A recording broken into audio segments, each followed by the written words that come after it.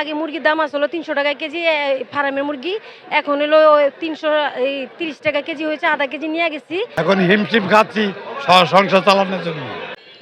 দ্রব্যমূল্যের ঊর্ধ্বগতি নিয়ে সময়ের কণ্ঠস্বরের সাপ্তাহিক আয়োজনে ক্রেতা এবং বিক্রেতারা কি ভাবছেন সেটি তুলে ধরার চেষ্টা করব আজকের প্রতিবেদনে।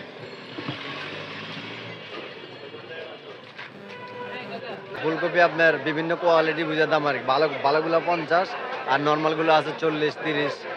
হ্যাঁ, এরপরে লাউ আছে, লাউ দামটা একটু বাড়তি আছে, লাউ এখন 80-70। আবার কোয়ালিটি নর্মাল হলে 50 টাকা পিস আছে, ওগুলো আবার সবাই নিব না, ভালো কোয়ালিটিটা সবাই নিতে চায় আর কি।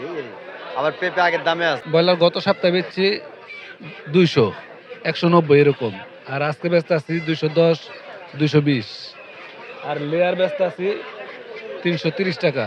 গত সপ্তাহে ছিল 310 টাকা। এখন আমরা সাধারণ দোকানদার এভাবে আর কি দেখেন, আজকে দেখেন আমাদের মার্কেটে কোনো তেল নাই, কাস্টমার আসলে আমরা ফিরিয়ে দিই।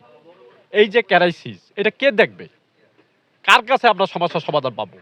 আমরা যারা মধ্যবিত্ত আছি বা যারা নিম্ন মধ্যবিত্ত, তাদের সীমিত আয়ের মধ্যে আমাদের চলতে হয়, কিন্তু বাজারে গেলে পরে বোঝা যায় যে আমরা কষ্ট হয়ে যায় আমাদের নিত্য প্রয়োজনীয় দিনের সাথে পালামি না। এভাবে হইলে তো মানুষের জীবন চলে না। কিন্তু মনে করেন বড় লোক মানুষ তো মনে করেন 10 কেজিও নিয়ে যেতে পারে, কিন্তু আমরা গরিব মানুষ, আমরা কিভাবে চলবো? মাছের দামও বেশি, সব কিছুর দামই বেশি, নিত্য প্রয়োজনীয় জিনিস যা আছে সব কিছুর দামই বেশি। এখন হিমশিম খাচ্ছি সংসার চালানোর জন্য।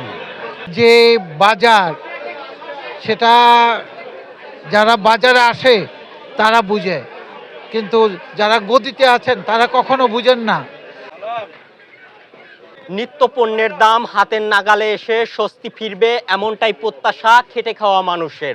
অভিষেক মল্লিক, সময়ের কণ্ঠস্বর, ঢাকা।